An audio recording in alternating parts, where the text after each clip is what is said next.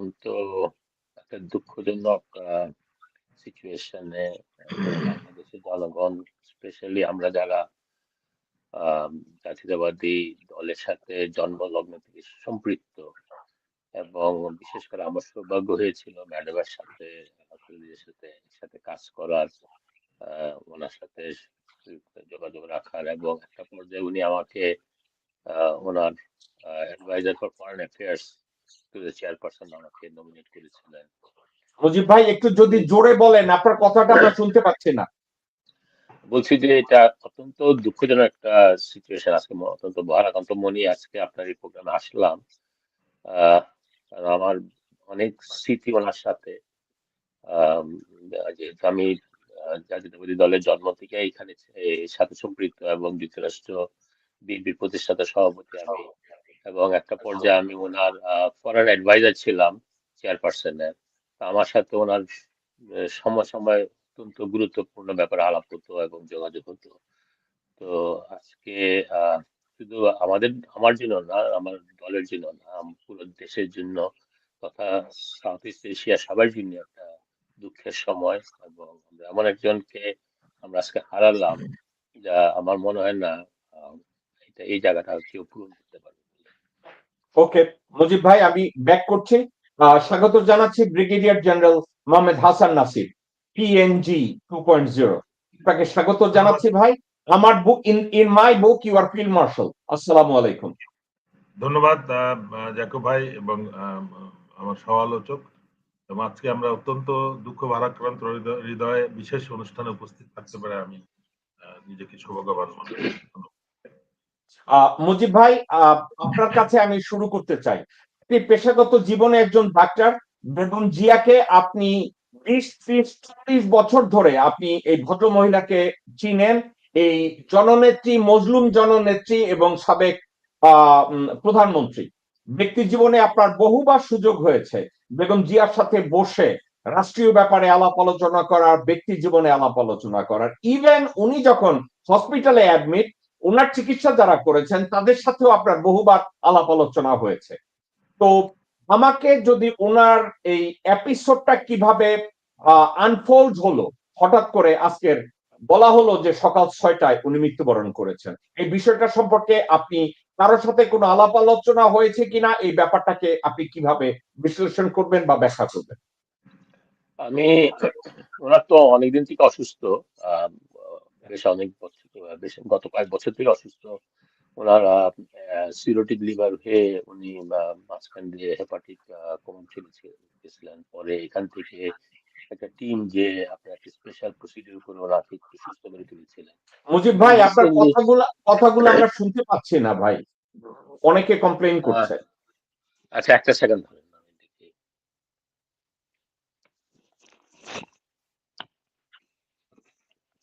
এখন কি শোনা যায়? জি, এখন শোনা যায়। তো আমি যেটা বলছিলাম যে আহ, ওনার উনি তো অনেকদিন থেকে অসুস্থ। বিশেষ করে এবার যে উনি মাল্টি অর্গান ফেলিউর চলে গেলেন, কিডনি ফেলিউর, ওনার ডায়ালিসিস করা হলো, cirrhotic liver, pneumonia, respiratory failure, সব মিলিয়ে উনি মাল্টি অর্গান ফেলিউর চলে গেলেন। এবং মনে কিছুদিন আগে, আহ, গত সপ্তাহে নাকি, আমি আর ডক্টর মাসুদ আপনার প্রোগ্রামে ছিলাম। জি। তখন আপনি বলেছিলেন যে ওনার ট্রেকিস্টমি করা হয়েছে, যেটা বেসিক্যালি উনি যেহেতু ভেন্টিলেটরে ছিলেন অনেক থেকে, ওনার ওই টিউব মুখ থেকে নামিয়ে আপনার গলার ওখানে একটা ছোট ছিদ্র করে ওখানে দিয়ে ঢুকিয়ে দেওয়া হচ্ছে, এবং এটা নর্মালি করা হয়ে থাকে। তো ওই সময়ও যতটুকু আমি তখন জেনেছিলাম যে উনি মিনিমাল রেসপন্স করেন ডিপ পেইনে এবং সিম্পল ইয়েতে, কিন্তু খুব একটা ভালো অবস্থায় না, একটা কোয়াসি নর্মাল স্টেজ ছিলেন, বাট স্টিল ক্রিটিক্যালি ইল। তো এরকম অবস্থাতে যেটা আমি বুঝতে পেরেছিলাম যে একটা পর্যায়ে আসতেছে, যেটা আমরা এখানে সচরাচর দেখি, যে আহ, আমরা ফ্যামিলির সাথে আলাপ করি, যে যদি আমরা দেখি যে একটা পেশেন্টের সিগনিফিকেন্ট কোনো ইমপ্রুভমেন্ট হবে না, বা ওনার ফাংশনাল লাইফে ফিরে যাওয়ার সম্ভাবনা খুব কম, তখন আমরা পেশেন্ট, বিশেষ করে পেশেন্ট আত্মীয় স্বজনের সাথে আলাপ করি যে আমরা, তোমরা কি কনসিডার করো কমফোর্ট কেয়ার, অর্থাৎ মানে যাতে করে অত্যন্ত আরামের সাথে যাতে মৃত্যুবরণ করতে পারে সেই ধরনকে আমরা বলি কমফোর্ট কেয়ার, অথবা টার্মিনাল এক্সটুবেশন, মানে আপনার লাইফ সাপোর্টটাকে খুলে দিলেন। খুলে দিয়ে যদি বেঁচে থাকে, বেঁচে থাকলো বা মারা যেতে পারে। তো আমি এটা গতকালই শুনছিলাম যে আমাদের লিডার তারিক সাহেব যখন এসেছেন, এটা একটা ডিসকাশন হবে এবং উনি তো নিজে পার্সোনালি দেখেছেন মাকে, ওয়াইফ একজন চিকিৎসক, বিশেষ চিকিৎসক, উনিও দেখেছেন। দেখে আমি বিশ্বাস করি ওনারা ফ্যামিলিগতভাবে এটা নিয়ে ডিসকাস করেছেন যে এই অবস্থাতে আহ, কি করা যায়। এবং যেহেতু মানে একটা অবস্থা হয় যে আপনি অনেকটা কাইন্ড অফ ভেজিটেটিভ স্টেট, মানে আপনি you can prolong the life but the quality of the life is not there, মানে এর কোনো বেঁচে থাকা না বেঁচে থাকার মধ্যে বেঁচে থাকা, ওরকম একটা অবস্থাতে একটা সম্মানজনক আমরা মানে মেডিসিনে বলি একটা সম্মানজনক মৃত্যু। তো ওই হিসাবেই আমার মনে হয় ডাক্তাররা যারা ওনার টেক কেয়ার করতেছিলেন এটা নিয়ে ফ্যামিলির সাথে আলাপ আলোচনা করেই তারপর সিদ্ধান্ত গ্রহণ করে যে না, ওনার লাইফ সাপোর্ট আর প্রলং না করে লাইফ সাপোর্টটা খুলে দিই, বাকি আল্লাহর উপরে। আমি আপনাকে সেদিনকে বলেছিলাম যে অনেক সময় আমরা দেখেছি লাইফ সাপোর্ট খোলার পরে হয়তো একটা লোক উইদিন ফিউ মিনিটস এর মধ্যে মারা যেতে পারে, ফিউ আওয়ার্স মারা যেতে পারে, বা এমনও হয়েছে যে few days to few weeks তারা সার্ভাইভ করেছে। So we can't tell for sure কি হবে। বাট ম্যাডামের ব্যাপারে যেহেতু ম্যাডামের মাল্টি অর্গান ফেলিউর ছিল এবং totally dependent on life support ছিল, তার কারণে ওনাকে ডিসকানেক্ট করার পরে অথবা যেটাকে আমরা বলি টার্মিনাল এক্সট্রিবিউশন বা লাইফ সাপোর্টে ডিসকানেক্ট করার কিছুক্ষণের মধ্যেই আমি শুনেছি যে উনি ইন্তেকাল ফরমাইছেন। তো মুজিব ভাই, মুজিব ভাই, আমি আমি একটা কথা, আপনি মেডিকেল ডক্টর, আপনাকে আমার এই কথাটা জিজ্ঞাসা করতে হয়। এর মধ্যে উনি হঠাৎ যখন অসুস্থ হলেন, সব প্ল্যান করা হলো যে কাতার থেকে স্পেশাল প্লেন আসবে অথবা আমেরিকা থেকে ওটাকে ফিক্স করে ওটাকে নেওয়া হলো এবং ওই এয়ার অ্যাম্বুলেন্সে করে ওনাকে শিফট করার কথা লন্ডনে, এবং হঠাৎ করে জানানো হলো উনি চাচ্ছেন না। এখন এখানে একটা কথা চলে এসছে যে এয়ার অ্যাম্বুলেন্সে করে বিদেশি পাইলটরা রাজি হচ্ছিলেন না একটা ডেড বডি ক্যারি করার জন্য। এটা সম্পর্কে কি আপনি কোনো মন্তব্য করবেন? আসলে এটা তেমন না। আপনি যেমন ধরেন আমি আপনার এই প্রোগ্রামে বলেছিলাম এক সময় যে এয়ার অ্যাম্বুলেন্স না, ইভেন আপনি যদি একই হসপিটালের ভিতরে আপনার ধরেন আইসিইউ থেকে আমার একটা পেশেন্ট আমি পাঠাবো সিটি স্ক্যান করতে বা এমআরআই করতে, আমাকে এটা অ্যাসেস করতে হবে যে আমি যে পাঠাবো সিটি স্ক্যান বা এমআরআই করতে ওই সময় কোনো অ্যাক্সিডেন্ট না হয়ে যায়। তো একটা পেশেন্ট যখন খুব ক্রিটিক্যালি ইল থাকে, যদি আমরা মনে করি যে এই পেশেন্ট একটা সিটি স্ক্যান করা দরকার বা একটা এমআরআই করা দরকার, কিন্তু রিস্ক এন্ড বেনিফিট অ্যানালাইসিস করে যদি আমি মনে করি যে না, এই পেশেন্টটার খুবই খারাপ অবস্থা, আমি যদি তাকে এখন সিটি স্ক্যানে পাঠাই তাতে আরো মৃত্যুতে ত্বরান্বিত করা হয়। তো এই জাস্ট একটা হসপিটালের ভিতরে যদি মুভমেন্ট আমরা এভাবে চিন্তা করি, তা আপনি চিন্তা করে দেখেন, যেটা আমি আপনার প্রোগ্রামে বলছিলাম, ওনাকে এবার কেয়ার থেকে নিয়ে প্লেনে যাবে, প্লেন 35,000 ফুটের উপর দিয়ে উড়ে যাবে এবং তারপর আবার লন্ডনে বা যেখানেই নামুক ওখান থেকে আবার নিয়ে যেতে হবে। এইটা ওনার বডি ওই অবস্থায় টলারেট নাও করতে পারে, এবং সেই রিস্ক বেনিফিটে আমার কাছে মনে হয় যে ডাক্তাররা তখন অ্যাডভাইস করছেন নট টু মুভ হার। হ্যাঁ, যে আপনার যেই বেনিফিট যেটা হওয়ার কথা ওই বেনিফিটটা হয়তো হবে না, শুধু শুধু রিস্কটা নেওয়া। কারণ আপনার ওই সময় যেটা আমি জানছি যে ওনার বাল্বের মধ্যে ইনফেকশন হয়ে গেছে, হার্টের বাল্বে, এবং ডক্টর রিচার্ড, আমি মনে বলছিলাম আপনাকে, কার্ডিওলজি সোসাইটির ইংল্যান্ডের head of the cardiology society, ওনার সাথে আলোচনা করা হয়েছে এবং ওনারা বলছেন যে এখন নিয়ে যেতে পারেন, we can give it A try, but এটার রিস্কি বেনিফিট থেকে, মানে বেনিফিট থেকে যদি রিস্ক বেশি হয়ে যায় তাহলে তো নাড়াচাড়া করানোই প্রবলেম।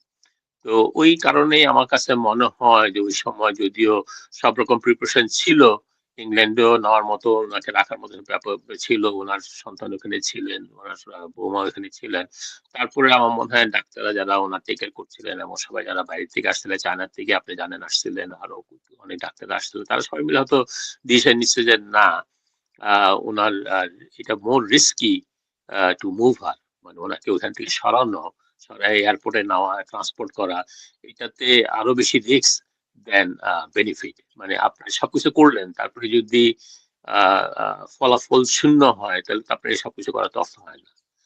যেমন ওকে, যেমন ধরেন আপনি একটা রিসেন্ট এক্সাম্পল যদি আমি আনি, হাদির ব্যাপারে চিন্তা করেন, ওনাকে নিয়ে যাওয়া হলো সিঙ্গাপুরে, এবং ওনার যেখানে মাথায় গুলিটা ছিল ওইখান থেকে বের করতে যেমন রিস্কি, বা না বের করলেও রিস্কি। আলটিমেটলি সার্জন ডিসিশনে বের করবে, কিন্তু বাঁচাতে পারেনি হাতিকে। এই ধরনের সিচুয়েশন হয় মেডিসিনে। সবকিছু তো মানে আমরা চাইলেই সবকিছু করতে পারি না, আমাদেরও লিমিটেশন আছে। আর একটা পেশেন্টের যখন খুবই ক্রিটিক্যাল অবস্থায় থাকে, আপনি যত কিছুই করেন, আমরা তো কেউ ইমর্টাল না, আমাদেরকে মরতেই হবে। এটা এটা এটা ওকে। এটার কোনো গত্যন্তর নাই। একটা পর্যায়ে আমরা ডাক্তার, আমি তো দেখেন আমি ক্রিটিক্যাল কেয়ারের ডক্টর, আমি এটা ডেইলি আমরা এটা ফেস করি, এই ডিসিশনটা আমাদেরকে ডেইলি কয়েকবারই ফেস করতে হয় পেশেন্টের জন্য। তো ওইভাবেই আমরা ফ্যামিলিকে প্রিপেয়ার করতে থাকি যখন আমরা বুঝি যে এই পেশেন্টটা 2 দিনের মধ্যে বা স্বল্প সময় মারা যাবে, অথবা একে বাঁচিয়ে রেখে মানে কোয়ালিটি অফ লাইফ বলে কিছু থাকবে না। মানে আপনার পার্সনটা যে পেশেন্টটা সে নিজেও জানে না যে সে বেঁচে আছে কিনা। শুধু ফ্যামিলির হ্যাপিনেস এর জন্য লাইফ সাপোর্ট দিয়ে একজনকে রাখা, এটা অনেকটা টর্চারের মতো আমরা মনে করি। আপনি জানেন আমেরিকাতে palliative care is very advance, এখানে এগুলো নিয়ে অনেক এথিক্যাল ইস্যু, এগুলো নিয়ে আলোচনা হয় সবসময়।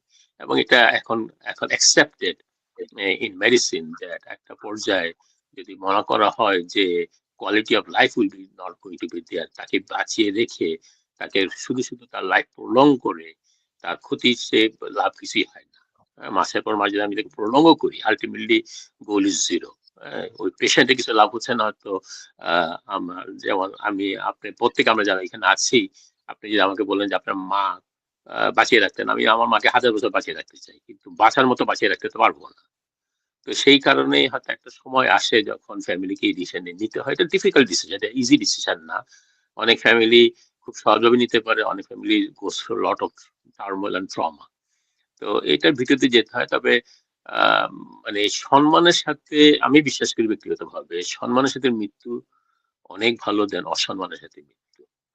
তো ওকে। ম্যাডাম যেটা হয়েছে, আহ, মানে অনেকটাই বলতেই হবে যে উনি আমার একমাত্র সন্তান, তার যিনি হয়তো আল্লাহ তালা ওনাকে বাঁচিয়ে রেখেছেন এতদিন, সে এখন তার পাশে আসছে। এখন আল্লাহ তালা মনে করছেন যে এটাই তার সময় যাওয়ার।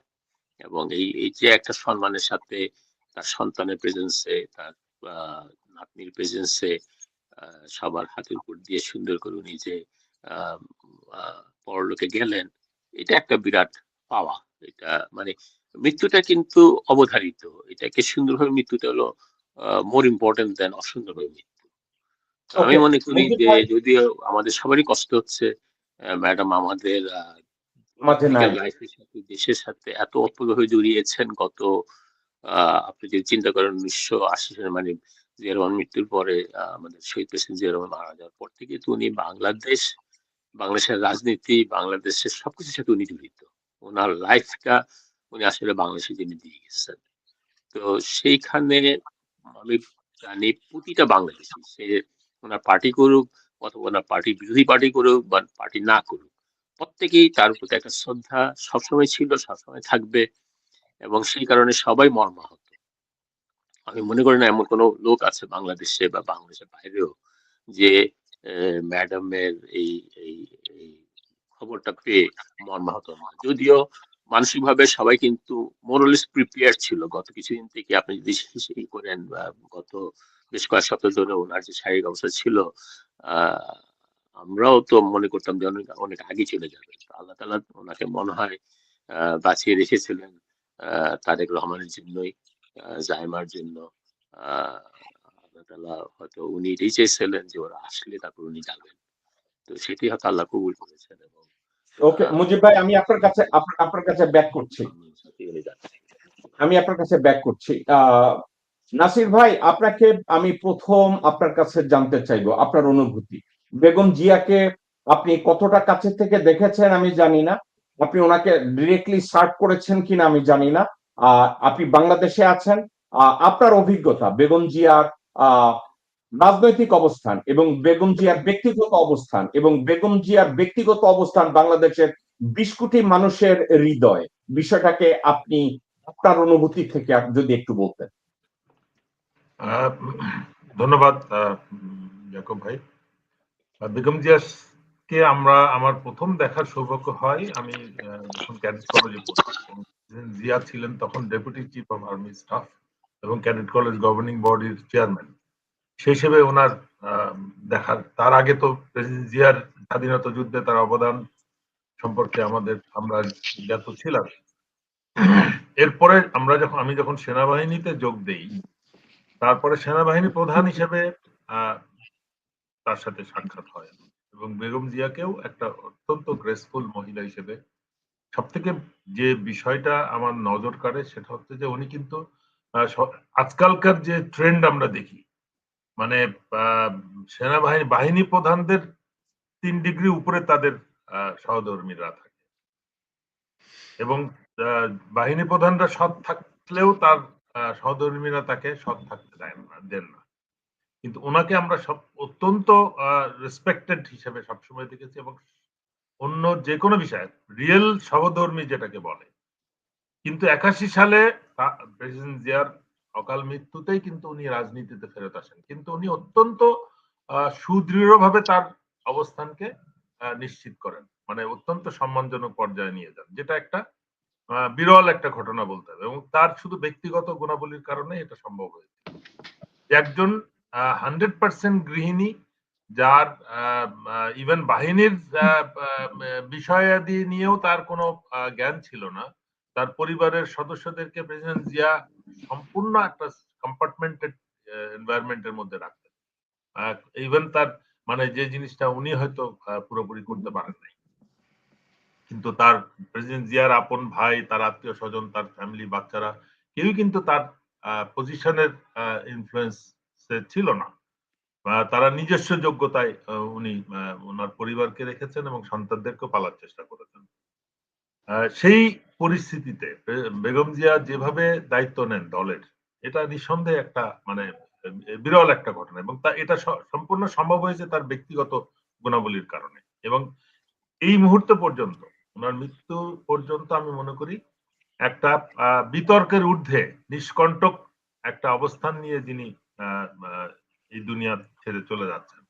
আমরা নিঃসন্দেহে আমি মনে করি আমাদের 18 কোটি 20 কোটি মানুষের হৃদয়ে একটা স্থান নিয়ে কিন্তু উনি যাচ্ছেন, সম্মানজনক স্থান।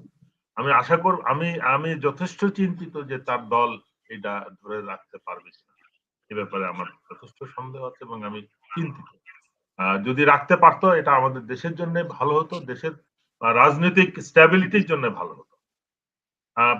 যেটা আমার মানে চিন্তার বিষয়, এই 16-17 মানে 15 বছর বা 15.5 বছরের স্বৈরাচারী শাসন এবং তার পূর্বের 111 পিরিয়ড, পরবর্তী কেয়ারটেকার, এই যে ইন্টারিম, এই সিচুয়েশনের মধ্যে দলটা যেভাবে ছিন্ন বিচ্ছিন্ন এবং ডিসঅর্গানাইজড ওয়েতে আগাচ্ছে এবং তাদের কথাবার্তা, তাদের পরিকল্পনা, তাদের ভবিষ্যৎ নিয়ে তাদের ভাবনা, তাদের অতীত নিয়ে তাদের চিন্তা, যেমন আমি এই স্বৈরাচারের শাসনকে তারা কিভাবে দেখে, এই বিষয়টা আমাকে চিন্তিত করছে। এবং আমরা যেটা আশা করছিলাম তার উত্তরসূরি অ্যাক্টিং চেয়ারপারসন যিনি দায়িত্ব নিবেন বা অলরেডি অটোমেটিক উনি চেয়ারপারসন হয়ে যাওয়ার কথা, সেই পরিস্থিতিতে উনি সঠিকভাবে দেশের জনগণের মনের অবস্থাটা বুঝে, তাদের চাহিদাটা বুঝে, তাদের আশা আকাঙ্ক্ষাকে ফিল করে উনি দলকে এগিয়ে নিবেন কিনা সে ব্যাপারে আমার সন্দেহ আছে। যে এটা চিন্তার বিষয়, বেগম জিয়া অসুস্থ হলেন কিভাবে? উনি তো অসুস্থ ছিলেন আগের থেকে এবং পরিকল্পিতভাবে যেটা ধারণা করা হয় যে ওনাকে স্লো পয়জনিং এর মাধ্যমে তাকে বা এমন কোনো মেডিসিন তাকে দেওয়া হয়েছে যেটা তার জন্য ক্ষতিকারক। এটা এখন এটা প্রমাণের ব্যাপারেও দল কোনো উদ্যোগ নিবে কিনা সন্দেহ আছে। 1.5 বছরে যেহেতু নাই, এই ব্যাপারে যে অভিযোগ ছিল সেটাও মানে একটা আনডিসক্লোজড বা আনডিটারমাইন্ড হিসেবে থেকে যাবে। একইভাবে আমরা দেখলাম প্রেসিডেন্ট জিয়ার মৃত্যুর ব্যাপারেও মিলিটারি ইনকোয়ারিটা হয়েছে। একটা গ্রুপ অফ সার্ভিং অফিসার্স, তারা অভ্যুত্থানের চেষ্টা করে একটা রাষ্ট্রের প্রেসিডেন্টকে হত্যা করে, তার পরিপ্রেক্ষিতে মিলিটারি পার্টটা বিচার হয়েছে। বাট একটা রাষ্ট্রপ্রধান বা প্রেসিডেন্ট যখন মৃত্যুবরণ করে, তার একটা ন্যাশনাল লেভেলের একটা পলিটিক্যাল এন্ড সিকিউরিটি ইনভেস্টিগেশন হওয়া উচিত ছিল, ক্রিমিনাল ইনভেস্টিগেশন হওয়া উচিত ছিল। সেটা কিন্তু বিএনপি তারপরে বিভিন্ন সময় ক্ষমতা আসা সত্ত্বেও হয়নি। আমি আমি জানি না যে এটা আর কখনো সম্ভব হবে কিনা। আম আজ পর্যন্ত উনি নিঃসন্দেহে প্রেসিডেন্ট জিয়ার পরে একটা মহিয়সী নারী হিসেবে আ আমাদের মনে স্থান রেখে দাগ কেটে উনি ত্যাগ করছেন। ভবিষ্যতে নিশ্চয়ই আরো আ মা বড় নেতা আমরা পাবো। বাট অতীত বিবেচনা করলে আমরা স্বাধীনতার পরে আর আ এই দুজনের আ পরিবর্তে আমরা আর কাউকে দেখি না। নাসির ভাই আপনাকে আমি নাসির ভাই আমি আপনাকে একটা ইম্পর্টেন্ট কোয়েশ্চেন করব। জি, মুজিব ভাই একটা কথা বলছে, ওনার যে অসুস্থতা ছিল, জি, ওনার ফিজিক্যাল মুভমেন্ট অলমোস্ট ছিল না।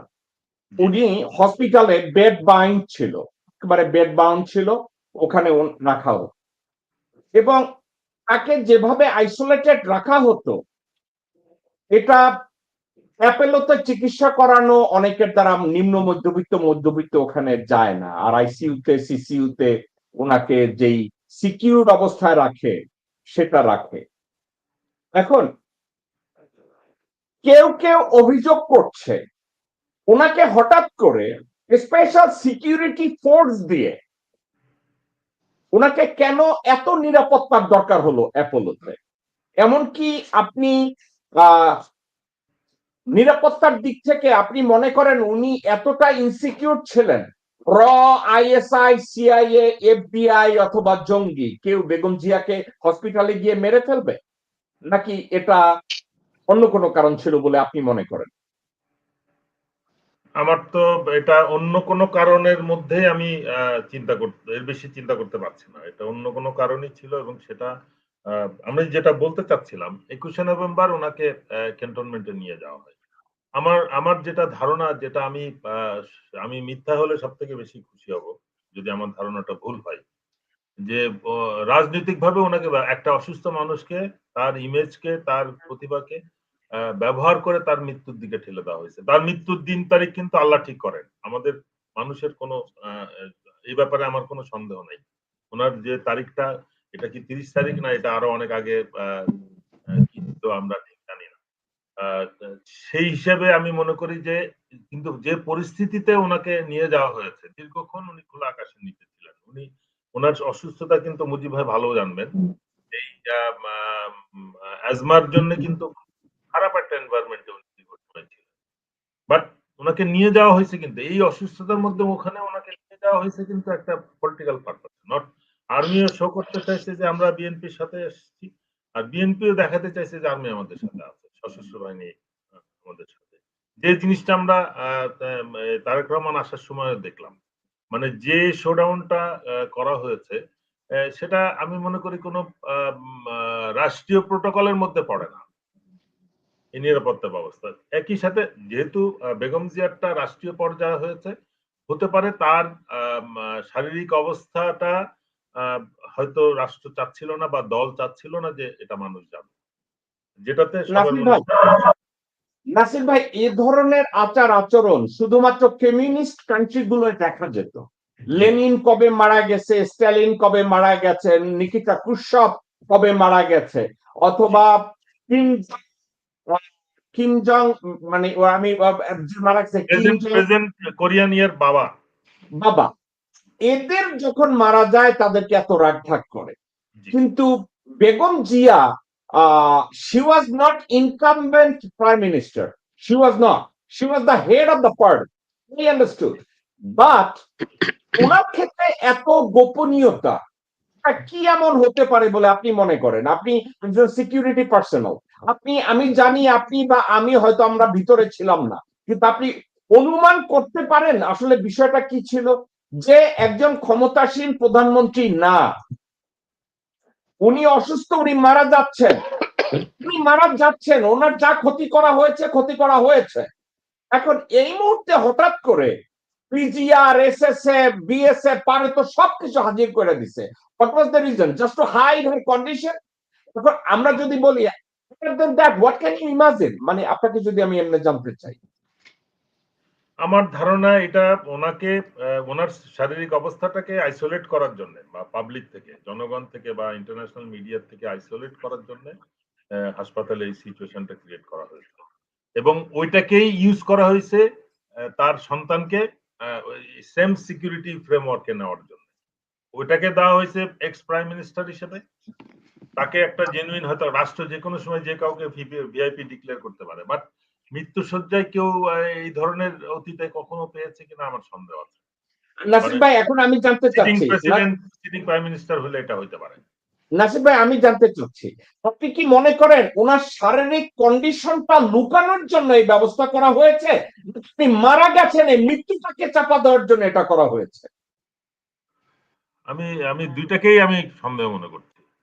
দুইটাকেই সন্দেহ করছি বিকজ এটার সাথে তারেক রহমানের দেশে ফেরা কি না ফেরা, একটা হচ্ছে তাকে বিদেশে পাঠানোর চেষ্টা করে যখন ব্যর্থ হয় তখনই কিন্তু মানুষ একটা আইডিয়া করে নিয়েছেন যে অলরেডি উনি হয়তো আর ফেরার পথে নাই। ওনাকে হয়তো আর্টিফিশিয়ালি ভেন্টিলেটরে রেখে ওনার অর্গান গুলোকে ফাংশনাল রাখা যেতে পারে, বাট উনি আর হয়তো স্বাভাবিক জীবনে ফেরত আসার সম্ভাবনা হারিয়ে ফেলছে। এই জন্যই মনে হয় বিদেশি একটা ক্যারিয়ার তাকে দিতে চায় নাই। বিমান হলে হয়তো নিয়ে চলে যেত। এখন এরপরে যে বিষয়টা হচ্ছে যে এই যে তাকে নিয়ে কিভাবে ইউজ করা হবে, তার ডেট ডিক্লারেশন ডেট এবং তারেক রহমানের দেশে ফেরা, এটাকে কিভাবে ম্যানেজ করা হবে, এটার সাথে ইলেকশনকে কিভাবে লিঙ্ক করা হবে, এটার থেকে কোনো পজিটিভ কোনো ইউটিলাইজেশন করা যায় কিনা, এইগুলো নিয়ে মনে হয় চিন্তা করতে দল সময় নিয়েছে বিদায় এই ওনাকে আইসোলেট করার প্রয়োজন। এটা যদি দল করে থাকে, নাসির ভাই, এটা যদি দল করে থাকে, বাংলাদেশে তো রাজনৈতিক দল আরো আছে, রাজনৈতিক নেতা নেত্রীও আরো আছে, এটির সাথে কি আপনার মনে হয় যে আর্মিরা এত ওতপ্রোত ভাবে এতটা ইনভলভ ছিল, নাকি ডক্টর মোহাম্মদ ইউনূস তার সেলফ ইন্টারেস্ট এটা করেছে? না, এটা আমার তো যেটা আমি ধারণা পেলাম যে কিছু কাজ সম্পূর্ণ সশস্ত্র বাহিনী বা সেনাবাহিনী নিজ দায়িত্বে করেছে। এই তারেক রহমানের যে সিকিউরিটি প্রোটোকলটা দেওয়া হয়েছে এটা নিয়ে নাকি কোনো অনুমতি বা লিখিত কোনো পেপার ওয়ার্ক নাই, যে একজন একটা দলের প্রধান ইলেকশন শিডিউল ডিক্লেয়ার করার পরে একটা দলের হবু প্রধান, মানে উনি এখনো প্রধান হন নাই, তার কোনো প্রিভিয়াস কোনো রেকর্ড নাই, উনি একটা প্রধানমন্ত্রীর সন্তান, এক্স প্রেসিডেন্টের সন্তান ছাড়া একটা দলের চেয়ারপারসন, মানে অ্যাক্টিং চেয়ারপারসন, এছাড়া তো আর কিছু না। সেইখানে ওনাকে এই সিকিউরিটি প্রোটোকলটা দেওয়ার পিছনে যেভাবে শো অফ করা হয়েছে, এটা তো একটা বিরল ঘটনা। এইটার অবতারণার জন্য আমার মনে হয়, এবং এটার জন্য কোনো অনুমতি নেওয়া হয়েছে বলে কোনো সরকারি গেজেট বা কোনো পেপার ওয়ার্ক কিন্তু আমরা দেখি নাই, যেটা বেগম জিয়ার ক্ষেত্রে তাকে ভিআইপি ঘোষণা করা হয়েছে। তো ওইটাকে ইউটিলাইজ করে এটাও শোবাজি হয়েছে যে আমরা বিএনপির সাথে আছি, এবং বিএনপিও দেখাতে চাইছে যে আমাদের আগে সেনাবাহিনী আছে, ইলেকশনে আমরা একসাথে কাজ করব, এবং সেটার সাথে আমরা জনগণ ন্যাচারালি একটা এলাই খুঁজতেছে যে তাদের সাথে আওয়ামী লীগও আছে, ভারতও আছে। এই জিনিসগুলা মানুষকে কিন্তু যথেষ্ট রং মেসেজ দিচ্ছে। আমি আমি মানে আন্তরিকভাবে আশা করব যে আমার ধারণা যেন ভুল হয়। ওকে নাসির ভাই, আমি আপনার কাছে ব্যাক করি। মুজিব ভাই, আপনি এতক্ষণ নাসির ভাই আর আমরা জাস্ট আমাদের অভিজ্ঞতা থেকে, আমাদের ইনফরমেশন থেকে, চারিদিক থেকে যেটা কালেক্ট করার চেষ্টা করেছি এগুলা শেয়ার করলাম। কিন্তু আপনাকে আমি এমনি জিজ্ঞাসা করি, একজন মুমূর্ষু রোগী যে কোনো সময় উনি মারা যেতে পারেন, এই অবস্থায় ওনাকে এভাবে স্পেশাল প্রভিশন দিয়ে এসএসএফ, এএসইউ, ডিজিএফআই, এনএসআই সব দাঁড় করাইয়া দেওয়া, এটা কি একটা রং মেসেজ দেয় মানুষের কাছে? এটাকে একটা রং সিগন্যাল দেয়? আপনার কি মনে হয় ভাই? আমার যদি ধারণা যে উনি যখন খুব গুরুতর অসুস্থ হয়ে যান, আপনি জানেন, আমি জানি না, আপনারা যেহেতু ওই জাতীয়তাবাদী দল করেননি ডাইরেক্টলি, আমরা যারা ইনভলভ, খালেদা জি আমাদের কাছে মায়ের মতো। এবং তখন একটা পর্যায়ে আসছিল যে আপনার গ্রামগঞ্জ থেকে চারিদিক থেকে লোকজন আসতেছিল খালেদা জিয়াকে দেখতে, এবং এটা একটা ডিফিকাল্ট সিচুয়েশন হয়ে গেছিল হসপিটালের জন্য, এভাকুয়ারের জন্য।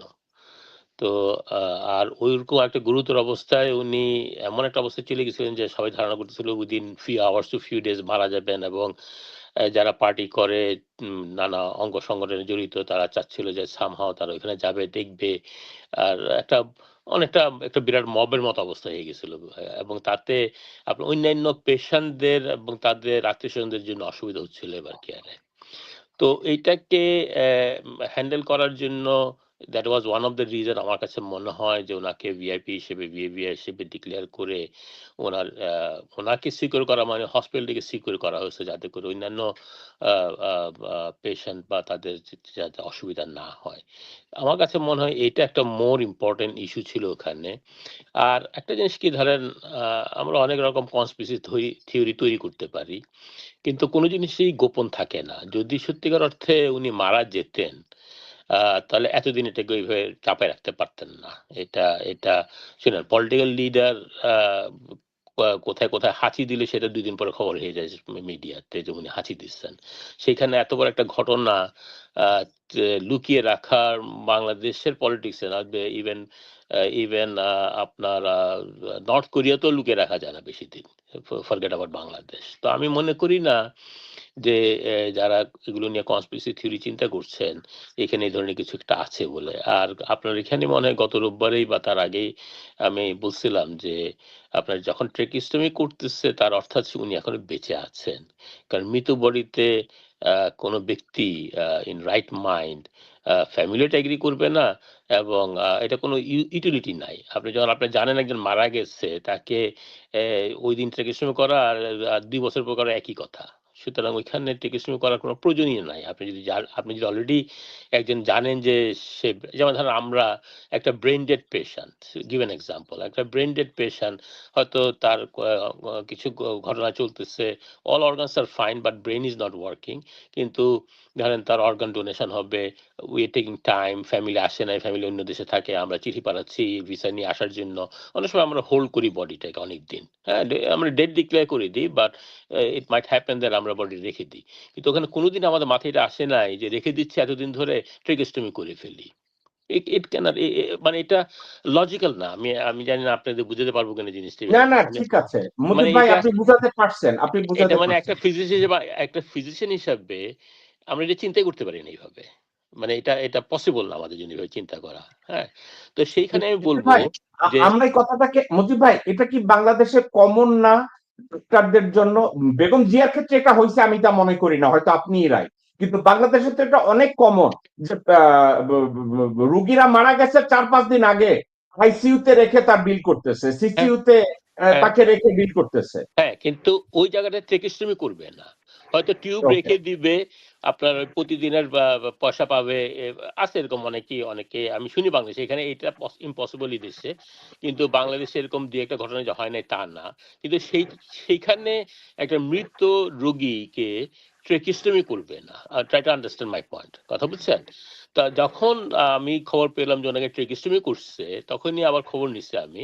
তার মানে উনি তখন অ্যালাইভ, তেমনি তখনও কিন্তু আবার ট্রেকিস্টমিটাও, যেমন আমরা ধরেন আমি মেডিকেল টার্ম যদি বুঝাই, ধরেন একটা পেশেন্ট 100% এফআই মানে অক্সিজেনে আছে, তাকে কিন্তু আমরা ট্রেকিস্টমি পাঠাবো না, কারণ ইটস ভেরি হাই রিস্ক। হ্যাঁ, তার মানে আপনার অক্সিজেন লেভেলের রিকোয়ারমেন্ট যদি 50% আসে, এবং যদি মানে মেশিনের ভেন্টিলেটর মেশিন আমরা একটা জিনিস বলি পিকআপ যদি হাই থাকে, তাহলে আমরা ট্রেকিস্টমি পাঠাবো না। একটা একটা অ্যাকসেপ্টেবল পজিশনে আসবে পেশেন্টের হেমোডাইনামিক্যালি, মানে ব্লাড প্রেশার, এগুলো যেসব ওষুধ দিয়ে আছে, একটা সার্টেন লেভেলে আসলে এই পেশেন্টের ফিট ফর সার্জারি ট্রেকিস্টমি। আমরা আমরা মেডিকেল ক্লিয়ারেন্সই দিব না যদি একটা পেশেন্ট সিগনিফিকেন্টলি সিক থাকে, যে সে ট্রেকিস্টমিটা করতে গেলে তার, যেটা আমি আপনাকে বললাম, risk is more higher than benefit. হ্যাঁ, সুতরাং একটা পেশেন্টকে আমি ট্রেকিস্টমি পাঠাবার আগে আমি এটা মেডিকেল ক্লিয়ারেন্স দিতে হবে আমাকে, এবং আমাকে বলতে হবে সার্জনকে, অ্যানেস্থেসিওলজিস্টকে, যে এই patient is stable enough to get this tracheostomy, to tolerate this tracheostomy, কথা বুঝছেন? কারণ ট্রেকিস্টমি করার সময় যদি পেশেন্ট মারা যায়, then it's my responsibility, এটা আমার একটা লিগাল রেসপন্সিবিলিটি হয়ে যায়, it will be malpractice for me। তো ওকে, একইভাবে বাংলাদেশে যখন ট্রেকিস্টমি করছে, তখনই আমি জানি যে উনি লাইফ সাপোর্টে থাকলেও হি ইজ রিজনেবলি স্টেবল, নাহলে কোনো কখনোই ট্রেকিস্টমি করতে পারতো না। এবং ট্রেকিস্টমি করার পরে যে উনি যে স্টেবল রয়েছেন, এটা আই নো। হ্যাঁ, তো সেই জায়গাটা আমি বলবো যে যারা চিন্তা করতেছেন যে নানা ধরনের কনস্পিরেসি থিওরি, মেডিকেলি এটা পসিবল না। হ্যাঁ, মেডিকেলি মুজিব আমরা ভাই, যে মুজিব ভাই, নাসির ভাই একটা কথা বলছে, নাসির ভাই কথাটা যদি আপনি মনোযোগ দিয়ে শোনেন, জি ওনাকে এই যে সেনা কুঞ্জে নেওয়া হয়েছে সেনা সশস্ত্র বাহিনী দিবসে, ওনার জন্য এটা অত্যন্ত ফ্যাটাল ছিল, উনি যেতেও ওখানে চান না, একরকম জোর করে নেওয়া হয়েছে। আমি ব্যক্তিগতভাবে খবর নিয়েছি, উনি গাড়িতে উঠেও বলছে আমি যেতে চাই না। এবং সেক্ষেত্রে দেখে আমি শুনেছি, সরাসরি জেনেছি, তারেক রহমান তার মাকে ধমকাইছে টেলিফোনে। উনি ছেলের মন রক্ষার্থে ওই ধমক খাইয়া উনি তারপরে সেনাভবনে গেছে। এ ধরনের কথাবার্তা আমার কানে এসছে। এখন সত্য মিথ্যা আমি জানি না, আমি ওখানে ছিলাম না, পাশে দাঁড়ানো লোকজন বলছে যে বেগম জিয়া ইচ্ছার বিরুদ্ধে তাকে জোর করে ক্যান্টনমেন্টে পাঠানো হয়েছে। ওনার অবস্থা মোটেও ভালো ছিল না। আমি জানি না, কিন্তু তার কিছুদিন আগে কিন্তু একবার ম্যাডাম গেছিলেন ক্যান্টনমেন্টে। আপনি নিশ্চয়ই জানেন যে তখন আপনার সবাই যে দেখা করলো, আপনার প্রফেসর ইউনূস সাহেবও ছিলেন ওখানে, তারপর আরো এনসিপির যারা নেতৃবৃন্দ, তারা মানে ইয়ে পরে গত বছর মনে হয় এটা, বা এই বছরের প্রথম দিকে একটা কোন একটা না, গত বছর 21শে নভেম্বর, এবারও 21শে নভেম্বর। হ্যাঁ, 21শে নভেম্বর তখন গেছিলেন একবার, আর এবার গেলেন। তো এইবার ওনার স্বাস্থ্যগতভাবে আমি বলবো অবশ্যই উনি অনেক খারাপ ছিলেন। তো সেই হিসেবে বলবো, উনি যখন চান্নাই যেতে নিশ্চয়ই উনি ফিজিক্যালি ভালো ফিল করতেছিলেন না, কিন্তু যেহেতু উনি শহীদ প্রেসিডেন্ট জিয়া রহমানের ওয়াইফ, প্রাইম মিনিস্টার ছিলেন বিগত দিনগুলোতে, এবং সামরিক বাহিনীর মানে আমার ভাই বলতে পারবেন, ওনারা কিন্তু আপনার অফিসারদের ওয়াইফদেরকে সাংঘাতিক সম্মান করে। মানে আমার কাছে মনে হয় মাঝে মধ্যে অফিসারদের চেয়ে বেশি অনেক সময় অফিসারদের ওয়াইফদেরকে সম্মান করে, যার কারণে দেখেন জিয়া রহমান স্বাধীনতা যুদ্ধে জয়েন করছে, কিন্তু ওনার ওয়াইফকে কিন্তু পাকিস্তান আর্মি অসম্মান করে নাই কখনো। হ্যাঁ, উনি উনি এটা হলো সামরিক বাহিনীর, আমি জানি, যতটুকু আমি বিশ্বাস করি, এটা ওনাদের নর্ম। ওনারা অফিসারদের ওয়াইফদেরকে কোনোদিন অসম্মান করে না।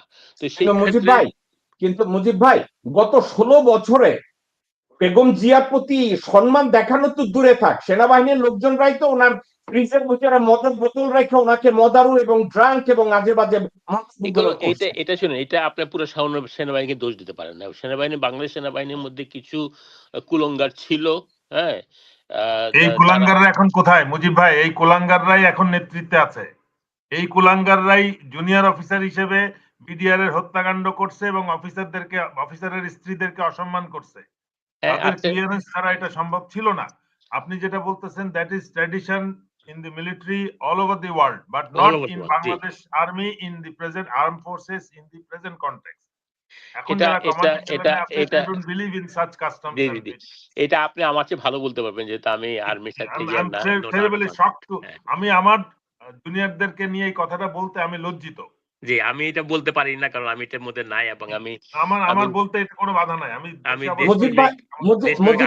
অসম্মান করব না এখানে, আমি এমন কোনো কথা বলবো না যেটাতে আমাদের হওয়া উচিত। আপনার যেটা চিন্তা ওইটাই সঠিক হওয়া উচিত, এবং এটাই আপনি আমাকে বলেন যে জিয়া রহমান যখন মুক্তিযুদ্ধে জয়েন করে, ওনার ওয়াইফকে কি পাকিস্তানের অসম্মান করতে পারতো না?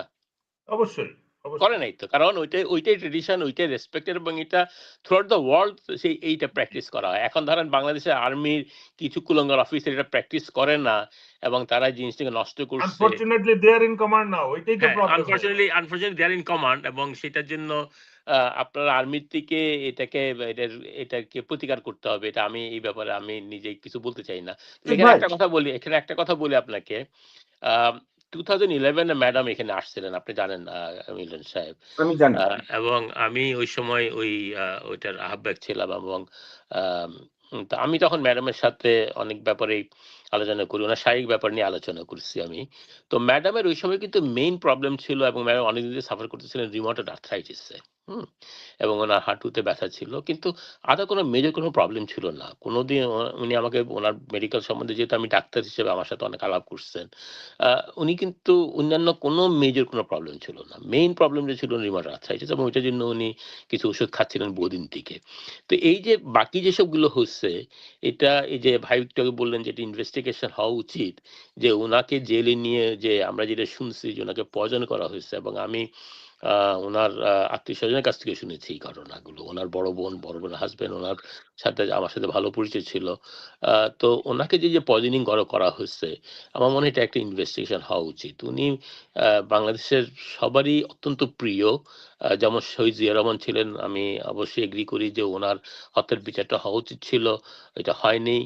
আপনার এই প্রোগ্রামে আমরা এটা নিয়ে বারবার কথা বলেছি। এ আম মোকাররম হোসেনের যে এফআইআর করা 53 বা 57 পেজের, সেটা নিয়ে কথা বলছি। আমি যেহেতু শুনছি যে আ আ কোন একটা সময় যখন ম্যাডাম খালেদা জিয়া পাওয়ারে ছিলেন, ১ম বার যখন প্রাইম মিনিস্টার হন, তখন এটা নিয়ে উনি চেষ্টা করেছিলেন, কিন্তু নানা রকম প্রেশার এর কারণে এটা উনি করতে পারেন নাই। তো পরবর্তীতে আমি যেহেতু জানতে পেরেছি, আসলে বাংলাদেশে, মানে আজকে আমাকে বলতেই হচ্ছে, বাংলাদেশে যতগুলো আম আ আপনার মৃত্যু, সামরিক বাহিনী বলেন বা রাজনৈতিক মৃত্যু বলেন, যেগুলোর পিছনে ইন্ডিয়ার বা ভারতের হাত আছে, সেগুলোকে ইনভেস্টিগেট করা ভেরি ডিফিকাল্ট হয়ে গেছে বাংলাদেশের জন্য। কেন জানি সামহাউ এগুলোকে চাপা দেওয়া হয়। এই যে একমাত্র আমার মনে হয় ১ম ৫৩ বছরে বিডিআর হত্যার রহস্যটা বেড়ে আসছে। কিন্তু এইভাবে আরো বহু হত্যা আছে, যেগুলোর পিছনে ভারতের ইন্ধন, ভারতের হাত, ভারতের র সরাসরি বা অথবা ইনডাইরেক্টলি জড়িত আছে। কিন্তু এগুলোকে কখনোই প্রপার ওয়েতে ইনভেস্টিগেট করতে দেওয়া হয় না। যেহেতু আমরা যারা আমাদের দেশ চালান, তারা আমাদের দেশটাকে রাষ্ট্রই মনে করেন না। এবং তারা ভারতের এই আধিপত্য এবং ভারতের এই যে এই এ তাদের পদলেহন করা এবং এগুলো করতে যেয়ে তারা এই জিনিসগুলোকে কম্প্রোমাইজ করে ফেলছেন। যার কারণে জিয়া রহমানের আ আ মৃত্যুরও হত্যারও কোনো বিচার হয়নি। ম্যাডামের এটারও মনে হয় কোনো ইনভেস্টিগেশন হবে বলে আমি মনে করি না।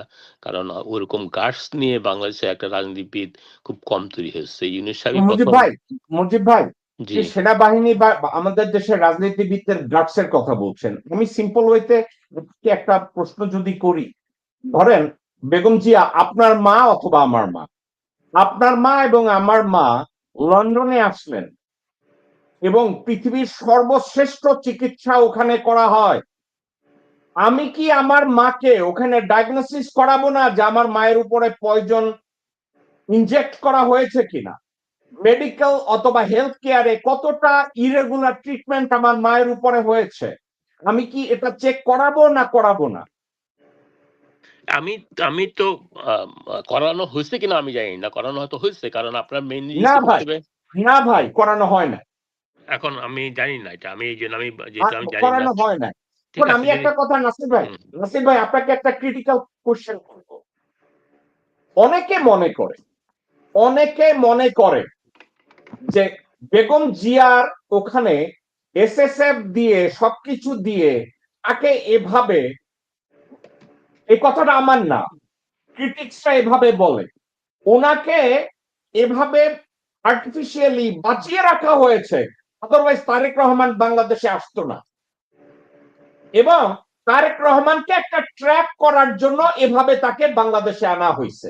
কথাটা সত্যি কি মিথ্যা আমি জানি না, কিন্তু কথাটা এভাবে এসছে যে তারেক রহমান আদারওয়াইজ বাংলাদেশে আসতো না।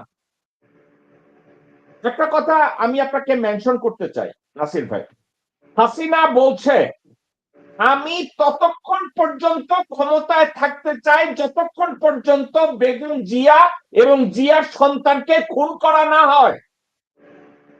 এটা ওপেন ছিল। এবং আরেকটা কথা, হাসিনার এই মানসিকতার পাশে যারা সাপোর্ট করছে তারা বর্তমানে সশস্ত্র বাহিনীর কমান্ডে আছে। একটা কথা বলি নাসির ভাই, আমি এইটার একটা মতামত আপনি দিবেন। আর একটা কথা, এই কথাটা আমি ইউএস আর্মিতে এটা শেখানো হয়, লন্ডনেও, ইউকে তেও শেখানো হয়। যদি কাউকে আইসোলেটেড করতে হয় তারে সম্মান দিয়া চারিদিকে তার বডিগার্ড লাগাই দাও, সে যেন নড়তে চড়তে না পারে, আইসোলেটেড করে দাও। একজন মানুষকে কমপ্লিট আইসোলেশনের জন্য এই ধরনের সম্মান, এই ধরনের সিকিউরিটির কল্পনায়, আবার এই দুইটা কথাকে আপনি কিভাবে মূল্যায়ন করবেন প্লিজ? অ্যাবসলিউটলি, মানে আহ, এই এই ঘটনার সাথে ওইটাকেও যথেষ্ট ইয়ে করা যায়। এবং এ ব্যাপারে সশস্ত্র বাহিনীর ইনিশিয়েটিভ, এক্সট্রা ইনিশিয়েটিভ ছিল। সশস্ত্র বাহিনী কোনো পয়েন্ট কিন্তু রেজ করে নাই, এই সেম প্রোটেকশনটা পুলিশও দিতে পারতো, স্পেশাল ব্রাঞ্চ দিতে পারতো, সরকারি গেজেটের মাধ্যমে দেওয়া সম্ভব ছিল। ঘোষণা দিলেই যথেষ্ট ছিল যে কেউ বেগম জিয়াতে মানে রাষ্ট্রীয় ঘোষণা হলেই কিন্তু এটা হতো যে ওখানে একটা পুলিশ সিকিউরিটি সিস্টেম থাকবে এবং একটা ঘোষণা গেজেট হবে যে এবার কেয়ার হাসপাতালে রোগী ছাড়া কেউ যাবে না, নিজস্ব ট্রিটমেন্টের জন্য যাবে, অন্য কেউ মানে বেগম জিয়াকে দেখতে যেন কেউ না যায়, রোগীকে যেন ডিস্টার্ব না করে, বা তার ফ্লোরটা বা তার কেবিনটাকে সিকিউর করার জন্য এই হিউজ একটা শোডাউন প্রয়োজন ছিল না।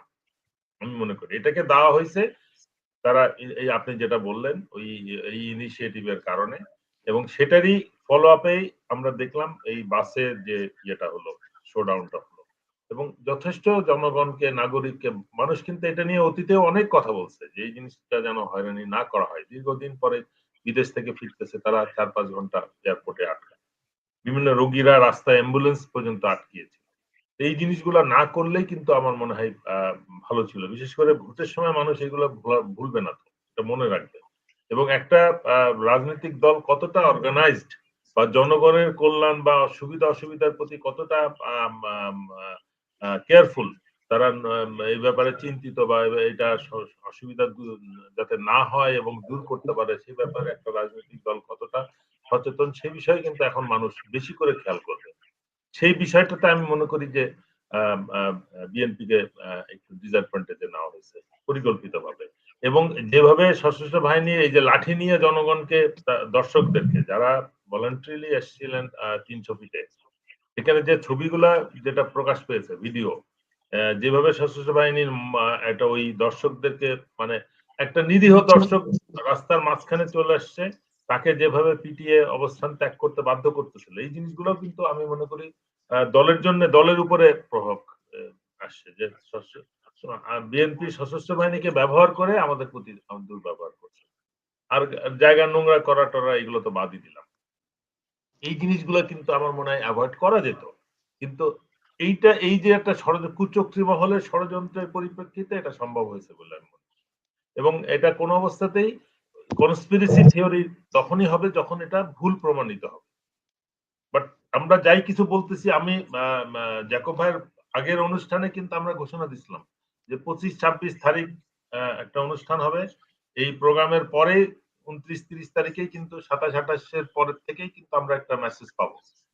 তো এই জিনিসটা তো সত্যি হয়ে গেল, এখন তো আর এটাকে কনস্পিরেসি থিওরি বলা যাবে না। এবং যে ঘটনাগুলো ওনাকে আইসোলেট করার ব্যাপারে, ওনার সিকিউরিটির ব্যাপারে একটা সারা দেশব্যাপী গুম, মানে এখনো গুম হচ্ছে না, বাট মানে রাজনৈতিক খুন চলতেছে। মানে আমরা স্বৈরাচারকে থেকে দেশ মুক্ত হয়েছে বলতেছি, কিন্তু স্বৈরাচার কিন্তু তাদের কার্যক্রম চালাচ্ছে, তারা প্রকাশ্যে এখনো ভিডিওতে হুমকি দিচ্ছে মৃত্যুর, হিসাব নেওয়ার, লিস্ট করতেছে, অথচ আমরা তাদের একজনকেও কিন্তু শাস্তি দিয়ে কার্যকর করতে পারিনি। আমরা এখন এই যে যেটা হবে, হাদি হত্যার এই আসামিদেরকে সরকার চাপে পড়ে এই দুইজনকে ফাঁসি দিবে, কি লাভ? তারা তো ভারতে চলে গেছে। একজন খুনির আসামিকে আমরা ভিআইপি প্রোটেকশন দিয়ে ভিআইপি প্লেনের, সরকারি প্লেনের, সশস্ত্র এয়ারফোর্সের প্লেনে করে দেশ পার করে দিলাম ট্রান্সপন্ডার অফ রেখে। আরেকজন খুনিকে আমরা নিরাপদে, এজেন্সি যেটা বলতেছে, যেটা আমি আমার ধারণা যেন ভুল হয়, যে গোয়েন্দা সংস্থা, সশস্ত্র বাহিনী হোক, বিজিবি হোক, তারা মিলে তাকে বর্ডার পার করেছে। এবং সব থেকে বড় যে প্রশ্নটা, কালকে গত পরশুদিন ইয়েতে এসবির বা পুলিশের ঢাকার কমিশনার যে তথ্যটা দিয়েছে, একেবারে আসামে কোন কোন লোক তাকে সহায়তা করছে, তাকে বর্ডার পার করতে, তাকে রিসিভ করছে, তাকে কোথায় নিয়ে রাখছে, এই খবর যদি এই হাদির হত্যাকারীদের বেলায় পুলিশ বা এজেন্সি পেয়ে থাকে, তাহলে এই যে শত শত হাজার হাজার আওয়ামী লীগের খুনি গুমকারীরা বর্ডার পার হয়ে চলে গেল, 5টা জেনারেল পার হয়ে গেল, ডিজিএফ এর প্রধানরা পার হয়ে গেল, এ ব্যাপারে তো আমরা কোনো তথ্য পাইনি। এই তথ্যগুলা জানার অধিকার তো এজেন্সির আছে, এটার জন্য দে আর পেইড ফর ইট। রাস্তা বন্ধ করে মানে পর্যন্ত রাস্তা বন্ধ করে ট্রাফিক ক্লোজ করে চলাচল করে। নাসির ভাই, একটা সন্দেহ নিয়ে এই প্রশ্নটা আমি করছি, কারণ এই প্রশ্নটা যেই মুহূর্তে আমার কানে এসে বেগম জিয়া আমাদের মধ্যে আর নাই, আমার কাছে আমি একটা টেলিফোন কল পিক আপ করছি, আমি মুজিব ভাইকে শুধু কল করে একটা কথা বললাম যে মুজিব ভাই ইজ ইট ট্রু? মুজিব ভাই বলছে যে হ্যাঁ উনি মৃত্যুটা কনফার্ম করছে, কিন্তু যেই প্রশ্নটা সবাই বলছে যে বাংলাদেশ সেনাবাহিনী ক্রয়ের সহায়তায় তারেক রহমানকে একটা ফলস প্রেটেন্সে বাংলাদেশে এনে ঢুকাইছে। আমরা বুঝতে চাচ্ছি যে আমি যে তথ্যটা পাইছি তথ্যটা ভুল। আপনি এটা কখনো মনে হয়েছে যে তারেক রহমানকে বাংলাদেশে আনা এদের জন্য ফরজে আইন হয়ে গেছিল? কারণ কি এখন যদি বেগম জিয়া নাই, তারেক রহমানকে ফেলে দিল, do you think there is anybody else in Zia family who can take over the presidency of BNP? Do you see anyone? দলেও এমন কোন নেতা নাই যে টেক ওভার করতে পারবে। তাইলে কি হইলো? বিএনপি কে কমপ্লিটলি ডিস্ট্রয় করা হইলো if something goes wrong with Tarique Rahman. একটা কথা আপনাকে নাসির ভাই জিজ্ঞাসা করবো, আপনি তারেক রহমান অথবা মুজিব ভাই আপনিও তারেক রহমান, আপনি জানেন আপনার মা মৃত্যু সজ্জায় এখনো বেঁচে আছে, আপনার মা যে কোনো সময় পর পারে চলে যেতে পারে, আপনি এয়ারপোর্টে নেমে আপনি 3 ঘন্টা ভাষণ দিবেন 300 ফিটের উপরে, নাকি আগে হসপিটালে দৌড়াবেন? নাসির ভাই আপনি কি হসপিটালে আগে দৌড়াবেন নাকি ওখানে 300 ফিট কতগুলো খুনিকে মঞ্চে বসায় ভাষণ দিবেন? নাসির ভাই না না, এখানেই তো এই কনস্পিরেসি থিওরিটা আমি মানে এগুলা এনভায়রনমেন্টটা ক্রিয়েট করলেই তো ভাইরাস বা ওই যে ব্যাকটেরিয়া ডেভেলপ করে। আপনি যদি দইয়ের মধ্যে সাজা দিয়ে ওই ওম গরমের মধ্যে না রাখেন তাহলে তো দই বসবে না। সেরকম কনস্পিরেসি থিওরিটাও ডেভেলপ করার জন্য আপনি এনভায়রনমেন্টটা ক্রিয়েট করে দিলেন। আমি যদি জানি আমার মায়ের পরিণতি তাহলে তো আমি ওইটা নিয়ে আগ্রহ প্রকাশ করব না। আপনার কথার উত্তর কি হয়েছে? ঠিক ওটা তো আমার একটা পলিটিক্যাল সিরিয়ালের মধ্যে রয়ে গেছে। একটা বিষয় যেটা গতকাল উনি বিডিআর এর 57 জন ইয়ে করছে, কবর জিয়ারত করছে। এটা তো আমি মনে করি আরো আগের প্রোগ্রাম হওয়া উচিত। তৃতীয় দিন না, কিন্তু কিন্তু আপনি বলতে চাচ্ছেন যে উনি জানতেন my mum is not alive anymore, so ওখানে যাওয়া না যাওয়া she has reached the point of no return. আমি আমি মুজিব ভাইয়ের কথায় আমি বলবো না যে মানে আমি কিন্তু কখনো বলি নাই যে উনি মৃতদেহের উপরে অপারেশন করে তার বুকে ফোঁটা করে মেডিকেল টার্মে যেটা বলে ওইটা করা হয়েছে, আমি সেটা বলতেছি না। But there are physical condition যেটা ব্রেন ডেথ যেমন প্লাস অর্গান ফাংশন করতেছে, আর্টিফিশিয়ালি এটাকে ফাংশন করায় মানুষকে জীবিত বলা যেতে পারে, কিন্তু আমি ডাক্তারও জানে যে এটা she has reached or he has reached the point of no return. But আসলেও ওই যে ভেজিটেটিভ যেটাকে বলে উনি বাঁচলেও হয়তো ওইভাবে বেঁচে থাকবেন কোন রকম ইয়ার ছাড়া, ফিলিংস ছাড়া। তো ওই সিচুয়েশন যদি ডক্টর নিশ্চিত হয়ে থাকে তাহলে এটা হইতেই পারে যে উনি আর না, কিন্তু তারপরেও নাসির ভাই আমি সন্তান, আমাকে আপনি গালি দেন, আমি ওই আমার মায়ের এই কন্ডিশনে ওই আমি জিনিসটা ওখানে এখানে কাজ দাঁড়াইয়া করে ভাষণ নাই, দিতাম না। এই জিনিসটা এখানে মিসিং ছিল। আমি তো মনে করি এয়ারপোর্ট থেকে প্রথম তার প্রোগ্রাম হওয়ার কথা এভার কেয়ার এবং দেন 300 ফিট 600 ফিট যেখানে যান। ওকে ওকে মুজিব ভাই, এই কথাটার কি আপনার কাছে কোনো উত্তর আছে? আপনি তারেক রহমান, আপনার মায়ের কন্ডিশন এই এভার কেয়ারে, আপনি ওখানে 2 ঘন্টা 3 ঘন্টার সম্বর্ধনা নিবেন কতগুলো খুনিকে 300 ফিট মঞ্চে বসাইয়া মাকে দেখাচ্ছে, আপনি কি এটা করবেন? আমাকে যদি আপনি জিজ্ঞেস করেন ব্যক্তিগত, আমি এটা করব না। কারণ আমার কাছে মা সবার আগে, তারপর আমার দেশ, রাজনীতি, তারপরে। তো এখানে উনি কেন করছেন বা ওনাকে কেন করানো হয়েছে এটা, বা এটা কি part of a grand design কিনা, এটা ব্যাপারে আমরা কথা বলতেই পারি, এটা নিয়ে অনেকে অনেক কথা বলবেই, এবং এটা বলাটা কোনো অযৌক্তিক কিছু নয়। তো এই মিটিংটা উনি এবার কি আর হয়ে এসে মিটিং এ জয়েন করতে পারতেন। এটা এটা আরো সৌন্দর্য বাড়তো এটাতে, এবং ওটাতে হয়তো উনি আরো মায়ের ব্যাপারটা, যেহেতু উনি খুব ভালো করে জানেন বেগম জিয়াকে পার্টির প্রত্যেকটা ব্যক্তি মা হিসেবেই দেখেন, এবং উনি পার্টি যদি না, দেশের দেখে অনেকে, যে জনগণ জনগণ এবং জনগণই মা হিসেবে দেখে, মানে পার্টির বাইরে জনগণই মা হিসেবে দেখেন ওনাকে, গণতন্ত্রের মা হিসেবে ওনাকে বলা হয়। তো সেই জায়গাটায় যদি আমি হতাম, হয়তো মাকে দেখে এসে তারপরে যারা এত উন্মুখ হয়ে সারা দেশ থেকে আসছেন তাদেরকে মায়ের কন্ডিশনটা আমি নিজের মুখে বলতে পারতাম যে আমি মাকে দেখে আসছি, আপনার দোয়া করেন মায়ের এখন এই অবস্থায়, জানি না আল্লাহ তাআলা ওনাকে কয়দিন বাঁচিয়ে রাখবেন। তো সেটা একভাবে, এবং সেটা মোর এমপ্যাথেটিক হতো, মোর রিজনেবল, এবং কি বলবো আপনাকে, মানে সামাজিকভাবে মোর গ্রহণযোগ্য হতো। কারণ আমার কাছে মনে হয় যে রাজনীতিতে প্রধান না একটা লোকের জীবনে। রাজনীতিটা আমরা করি ফ্যামিলিকে বাদ দিয়ে না, ফ্যামিলি কামস ফার্স্ট। এবং স্পেশালি মাদার, আল্লাহর নিজেই বলছেন আল্লাহর পরে, প্রফেটের পরে মা হলো সবচেয়ে মোর ইম্পর্টেন্ট ফর এনিবডি, তাই না? এবং কালকে একটা জায়গায় শুনছিলাম যে বাবা বা মা, কাছে একজন এসে জিজ্ঞেস করছে আমাকে যদি দুজন এট এ টাইম ডাক দেয় আমি কার কাছে যাব প্রথমে খিদমত করতে? তখন পরপর 3 বার প্রফেট বলছেন যে মা, 3 বারের পরে তুমি বাবার, যে চতুর্থবার বাবার কথা বলছে, চতুর্থবার বাবার কথা বলছে। তো সেই জায়গাটাতে মায়ের ইম্পর্টেন্সটা তো আমাদের প্রফেট দিয়ে গেছেন আমাদের কাছে, তাই না? প্রফেট এটা দিয়ে গেছেন। মুজিব ভাই আমাকে আপনি গালি দেন, আমি মেনে নেব, আমি আপনার ছোট ভাই। সে মায়ের এই অবস্থা রেখে সে সিলেটে গিয়ে শাশুড়ির সাথে আগে দেখা করে আসছে। এটা কি কোন সুপুত্র করে? আমি যা জানতে চাচ্ছি ভাই, আপনি আমারে গালি দেন, পারলে এপিসোডের মধ্যে আমার একটা থাপ্পড় দেন। আমার মা মৃত্যু সজ্জায়, আমি তাকে আগে দেখতে যাব না, আমি ফ্লাইট নিয়ে শ্বশুরবাড়িতে আগে যাব, ফুলের মালা দিয়ে আমাকে শাশুড়ি বরণ করবে। মুজিব ভাই, এটা কি ধরনের গ্রহণযোগ্যতা এবং একটা ছেলের সম্মান মায়ের উপরে? আমি জানি না এটার উপর আপনি কোনো মন্তব্য করবেন কিনা, আমি জানতে চাচ্ছি। এখানে এটা অবভিয়াস, শুনেন, এটা অত্যন্ত অবভিয়াস, এখানে মন্তব্য করার কিছুই নাই। জনগণ দেখছে এটা, এবং জনগণ যে যার মতো করে এটা চিন্তা করে নিবে।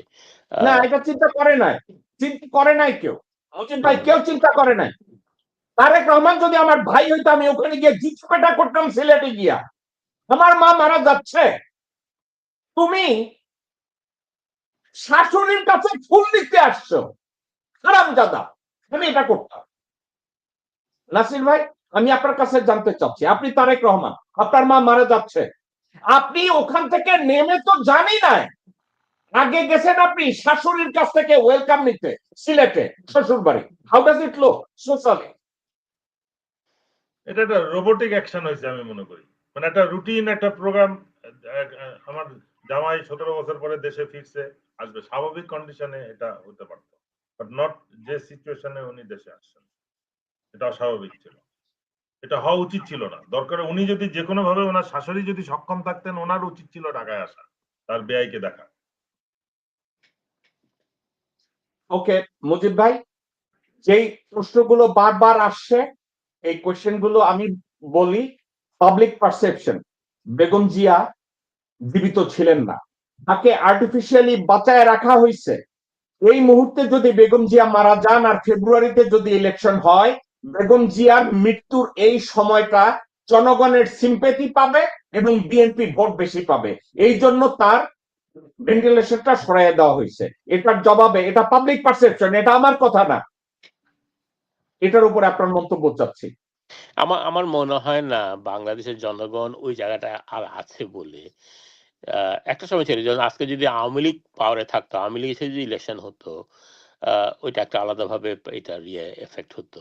কিন্তু এখন যে জায়গাটাতে ইয়াং জেনারেশন এসে পড়ছে, যে জায়গাটা জনগণ এসে পড়ছে, আমার কাছে মনে হয় না এই জিনিসগুলো ইম্প্যাক্ট করবে। ইনফ্যাক্ট এই যে আপনি যে কথাগুলো বলছেন এবং যে জিনিসগুলো নিয়ে আলোচনা হচ্ছে, এটা শুধু আপনার এখানে আলোচনা হচ্ছে তা না। এটা সর্বত্র জায়গাতে আলোচনা হচ্ছে এবং এই জি কোশ্চেন গুলো আমরা আমি বিশেষ করে বাংলাদেশের জনগণ কিন্তু খুব সচেতন। অনেকে অনেক কথা না বললেও হয়তো চায়ের টেবিলে বসে রেস্টুরেন্টে বসে কথা বলবে না। কিন্তু ঠিকই বাংলাদেশের জনগণ কিন্তু খুব ভালো বুঝে জিনিসগুলো।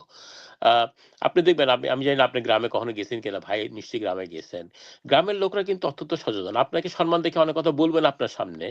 কিন্তু তারা কিন্তু সবই জানে যে কাকে কখন কিভাবে সাপোর্ট করতে হয়। আমার আমার আ মানে ছোটবেলা থেকে আমি অলওয়েজ বাংলাদেশের সাধারণ জনগণের তাদের চিন্তা চেতনাকে আমি সবসময় সম্মান দিয়ে আসছি। কারণ তারা আজ পর্যন্ত বাংলাদেশের ইতিহাসে জনগণ কিন্তু কোনো ভুল করেনি কখনো। আপনি যদি প্রত্যেক ডিসিশন দেখেন বাংলাদেশের সে পাকিস্তানের উৎপত্তি থেকে শুরু করে বাংলাদেশের জন্ম থেকে শুরু করে জনগণ কিন্তু অলওয়েজ কারেক্ট ডিসিশন দিয়ে গেছে। আমাদের রাজনীতিবিদরা আমরা রং ডিসিশন দিয়ে গেছি বারবার। কেন? কারণ আমরা জনগণকে মনে করি না যে তারা ডিসিশন দেওয়ার মতো যোগ্য আছে। আচ্ছা, মুজিব ভাই একটা কথা আমি ভুলে যাব।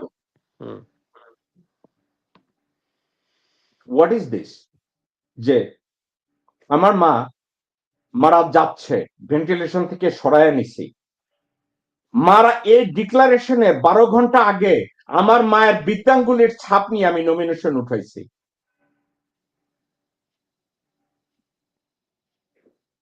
What is your comment? আমি এই ব্যাপারে কিছু জানি না। সুতরাং আমি আমি আপনার একটু কাছে এমনি ভাই, না, না এটা আমি সবাই আমি জানে। আমি এটা আমি এটা এটা বাংলাদেশের সব পত্রিকায় আসছে। নাসির ভাই আপনার চোখে পড়ে নাই? আপনি জানেন না এটা? আচ্ছা, আমি কিন্তু একটু আশ্চর্য হচ্ছি একটা কথা আমি আপনাকে বলি আজকে। এখনই বলতেছি। আমি আগেও একদিন আপনার প্রোগ্রামে বলছিলাম। আমার কাছে খুব আশ্চর্য হচ্ছে যখন আমি দেখছি যে ম্যাডামকে ৩ টা জায়গায় নমিনেশন দেওয়া হয়েছে। এখানে এটা কোন দরকার ছিল না। আমি আপনাকে ব্যক্তিগতভাবে আমি এটাতে খুব একটা খুশি হই নাই যে ম্যাডামকে ৩ জায়গায় নমিনেশন দেওয়া হয়েছে। কারণ ম্যাডামের যেই স্ট্যাটাস এটা ৩ টা এমপি না বা আপনি ৩০০ এমপি দিলেও এর চেয়ে বেশি জায়গাতে ম্যাডাম ছিলেন। তো সেখানে আপনি ৩০০ এমপি দিলেই বা কি ম্যাডামকে? আর এরকম শারীরিক অবস্থাতে ম্যাডামকে মানে আমার কাছে মনে হচ্ছে বিএনপি ম্যাডামকে ইউজ করতে গেছে এখানে। ম্যাডাম তো ইউজ করার লোক না। ম্যাডাম তো বিএনপির না। ব্যা মুজিব ম্যাডাম ভাই, তো আর বিএনপি না। আমার কথা মুজিব আমি ভাই, শেষ করি। মুজিব ভাই বিএনপি সেকেন্ডারি। হ্যাঁ? তার ঔরসজাত পেটের সন্তান তাকে ব্যবহার করছে। এর জবাব কি দিবেন? আমি আমি আমি সেটাই বলছি। আমি বলছি যে বিএনপি এবং যারাই যাবে উনার সন্তানও যদি তাকে ইউজ করে থাকে, আমার কথা হলো যে ম্যাডাম এমন একটা জায়গায় চলে গেছেন যে উনি কিন্তু আর বিএনপি না, উনি দেশের। এবং ওই জায়গা থেকে ওনাকে বিএনপিতে নিয়ে আসা এবং বিএনপিতে ৩ টে এমপি জায়গায় তাকে নমিনেশন দেওয়া, এটা একটা আ আ কি বলবো? একটা হাস্যকর এবং নির্বুদ্ধিতা ছাড়া আর কিছুই না। আমি জানি না আমি ব্যক্তিগতভাবে আপনি জানেন আমাকে। আ আমি আমার সারা জীবনে রাজনীতি করছি। কিন্তু আমি এই ধরনের রাজনীতি কখনো দেখি নাই। আর এইজন্য কেন জানি আমার এই যে আপনার প্রোগ্রামেই বলছি যে আজকালকার যে অনেক লিডার আছে বিএনপি যার প্রতি আমার তেমন কোনো শ্রদ্ধা নাই। কারণ আমি তাদের কা কর্মকাণ্ড এতটা ফুলিশ যে খুব আশ্চর্য লাগে আমার কাছে। তো এই কারণে আমি বলব যে আমি খুবই মর্মাহত হইছি ওই সময় যে ম্যাডামকে ৩ টা জায়গায় নমিনেশন দেওয়া হইছে। এখানে কোনো প্রয়োজন ছিল না নমিনেশন দেওয়ার ওই জায়গাগুলোতে। কারণ ওইখানে উনি ক্যাম্পেইন ও করবেন না, উনি নমিনেশন চানও নাই। উনাকে উনার নাম দিয়ে দেওয়া হয়েছে উনাকে না জিজ্ঞেস করে। কারণ উনি ওই জায়গাটায় কনসেন্ট দেওয়ার মতো উনার অবস্থা ছিল না যে উনাকে ওই জায়গায় নমিনেশন দিবে। তো এটা মুজিব ভাই, এটাকে আপনারা আমেরিকায় বলেন না, যেই মুহূর্তে একজন রোগী জন্য হেলথ প্রক্সি অ্যাসাইন করে, কারণ ওই রোগী তার নিজের সিদ্ধান্ত নিতে পারে না, হেলথ প্রক্সি বলে। আমি লিগ্যাল টার্মে আপনাকে কথাটা এটা বললাম। এটা বললাম আর না আমি আমি আপনাকে বলি লিগ্যাল টার্মে আমরা বলি মেডিকেল টার্মে আমরা বলি ক্যাপাসিটি। আর লিগ্যাল টার্মে আপনি বলবেন লয়ার হিসেবে আপনি বলবেন কম্পিটেন্সি। তাই না? ইয়া, তো জি, কম্পিটেন্সি অ্যান্ড ক্যাপাসিটি একটু ডিফারেন্স আছে। আপনার কম্পিটেন্সি যখন আপনার কোর্টে দেখান তখন যেসব ক্রাইটেরিয়া দেখান আমরা কি ক্যাপাসিটিতে কিন্তু এটা দেখাতে হয় না। Capacity is much more easier. আমরা কিভাবে দেখি যে আপনি কি আপনার যে অসুস্থতা আপনি কি বুঝেন এটা ইনসাইট আপনার আছে কিনা? আপনাকে আমার জানার দরকার নেই যে আপনি আজকে ডেট জানেন কিনা বা আপনি বা আমেরিকার প্রেসিডেন্ট কে এটা জানেন কিনা বা আপনার আ প প পুরা জীবনের হিস্ট্রি জানেন কিনা এটা কিন্তু আমার দরকার নাই। আমার সিম্পল জিনিস আপনার ক্যাপাসিটি আছে কিনা বুঝার যে আপনি যে এখন অসুস্থ এবং এই অসুস্থতা আপনার রাইট ডিসিশন দিতে পারবেন কিনা এই ক্যাপাসিটি আমরা অলওয়েজ অ্যাসেস করি। যখনই আমরা দেখি একটা পেশেন্টের মেন্টাল স্ট্যাটাস চেঞ্জ হচ্ছে এবং সে নিজের থেকে এটা ডিসিশন দিতে পারবেন না, তখন থেকে আমরা কনসেন্ট নিই তার ফ্যামিলির থেকে বা তার যে আপনি যেটা বললেন হেলথ কেয়ার প্রক্সি বা কারো কাছ থেকে। তো আচ্ছা মুজিব ভাই, ক্যাপাসিটিটা আপনি কি মনে করেন বেগম জিয়ার ফিজিক্যাল এন্ড মেন্টাল কন্ডিশন ছিল 3 জায়গা থেকে নির্বাচনের না, মনোনয়ন উঠানোর? নো। নো, ওনার ওই ক্যাপাসিটি ছিল না, এবং ওনার এই ক্যাপাসিটি না থাকা অবস্থায় ওনাকে মানে ওইটা আমার দুঃখ লাগে। আমি একটু আগে যে কথাটা বললাম যে ম্যাডামের মতো একজন কিভাবে ইউজ করা ঠিক হয় নাই। যারা এটা করছেন আমি আমার they very insensitive to her. হ্যাঁ, আমরা যেখানে সারা দেশ ওনাকে মায়ের মতো শ্রদ্ধা করি। হ্যাঁ, আমাদের পার্টির নেতাকর্মী আপামর মুজিব ভাই, কর্মীরা তাকে মায়ের মতো মুজিব শ্রদ্ধা, ভাই, সেখানে তাকে মুজিব এইভাবে আমি বলছি, এইভাবে ওনাকে ছোট করার কোনো অর্থ হয় না। এটা মুজিব খুবই ভাই এবং মুজিব ভাই এবং নাসির ভাই অত্যন্ত মনোযোগ দিয়ে একটা ভিডিও দেখেন, অত্যন্ত মনোযোগ দিয়ে। মুজিব ভাই, বাবা মারা গেছেন, বাবার ডেড বডি কবরে বসাইয়া স্ত্রী পুত্র কন্যারা হাতে টিপ নিয়া জমি জমা ভাগাভাগি করতেছে। নাসির ভাই, what is the different? Begum জিয়ার হাতের ছাপ নিয়া 3 জায়গার নমিনেশন উঠাইছে। What is the different? আমি জাস্ট আপনার কাছে জানতে চাচ্ছি। না, এটা জনগণ বুঝতে পেরেছে, এবং আমি মনে করি যে এটা বিএনপির কোনো অ্যাডভান্টেজে তো দেয় নাই, বরং আরো ডিসঅ্যাডভান্টেজ হয়েছে। এবং তারপরের থেকে যতগুলো ঘটনা ঘটেছে, এই যে তারেক রহমানের আগমন এবং তার যে প্রোগ্রামটা, প্রত্যেকটা প্রোগ্রামে আমি মনে করি বিএনপি কিছু না কিছু ভোট হারিয়েছে। এবং জনগণ মুজিব ভাই যেটা বলছে যে প্রত্যন্ত অঞ্চলে এই শীতের মধ্যেও একটা রিক্সাওয়ালা রিক্সা চালায়, ভ্যান চালায়, যখন সে চা খেতে বসে তখন কিন্তু সে এক্স্যাক্টলি সে বলে দেয় যে এবার কি আর হাসপাতালে কি হবে। হুম। আমরা আন্ডারস্টিমেট করতে পারি, বাট মানুষ কিন্তু এখন অত্যন্ত সচেতন। এবং একটা মজার বিষয় যে জিনিসটা আমি উল্লেখ না করে পাচ্ছি না, সেটা হচ্ছে যে এইবারই আমার মনে হয় প্রথম আবার রাজনীতিটা বা ইলেকশনটা ওই ব্যবসায়ীদের হাত থেকে মনে হয় আমরা ছুটাইতে পারছি। এবার কিন্তু অনেক রাজনীতিবিদরা মানে ওই যে একচেটিয়া কর্পোরেট অলিগার্করা যে দখল করে নিয়েছিল রাজনীতিটা, ওইটার থেকে মনে হয় দেশ উদ্ধার পাবে। এবং একবার এটা হবে না, এবার হয়তো সন্ত্রাসী পলিটিশিয়ানরা নিচ্ছে, এর পরের বার হয়তো ভালোরা নিবে। বা নাসির ভাই, দ্যাটস এ ডিফারেন্ট সাবজেক্ট। আমি আপনাকে জিজ্ঞাসা করি, isn't it a criminal act? নির্বাচন কমিশন এটাকে ইনভেস্টিগেট করা উচিত না?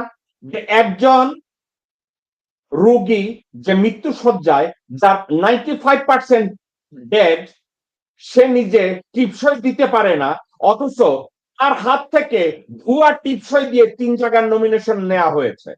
না, এটার জন্য যে ডিসি তার ইয়েটা অ্যাকসেপ্ট করছে, নমিনেশন অ্যাকসেপ্ট করছে, তাকেও তো জবাবদিহি করতে হবে। এখানে আরেকটা পোর্শন আমি বলি, মানে আবার ঘুরে ফিরে মানে টু অ্যান্ড ফ্রো করতে হচ্ছে। এই যে হাদি হত্যায় নাম্বার প্লেট যে পাল্টাইছে, যে ওই তারে ইয়ে করছে, কাপড় খুলে দিছে, যে লুঙ্গি পরাই দিছে, সবগুলোরে ধরছে। এই যে বাংলাদেশের 17 বছরের গুম খুন হত্যার সাথে যারা জড়িত, শুধু হাসিনার কেন ফাঁসি হবে? এগুলো আমরা মানে এক একজনের জন্য এক একটা এক্সাম্পল হচ্ছে এই জিনিসগুলা।